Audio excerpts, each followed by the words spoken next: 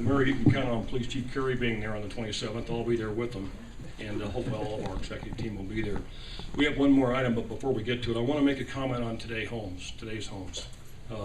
Reported in the media today that a parent company apparently out of Canada has closed that local operation. Now remember, today's homes is a company that built some townhomes several feet higher than was approved, and we thought that was all getting resolved, that today's homes would be moving those townhomes and would all be resolved. And so now the parent company has closed that office.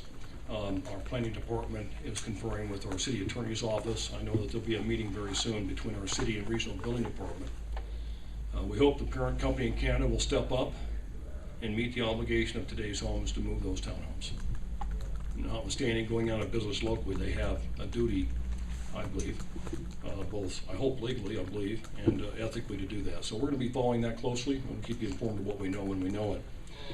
I mentioned earlier the importance of finding new ways to do business in the city. We have daunting financial challenges here.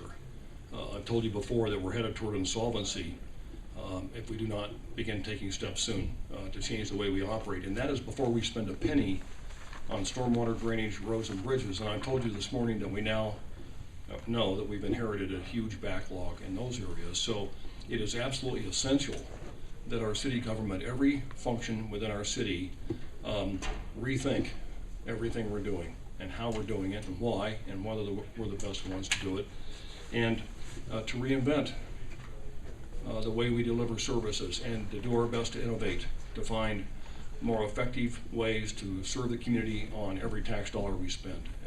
It's not only a necessity, it's really a great opportunity if you step back and look at it that way. And so we have an example of that here this morning that I thought you might appreciate hearing about, and it has to do with our fire department. That is honestly at the cutting edge in this entire United States of rethinking the way it does business and how it can serve our community even better.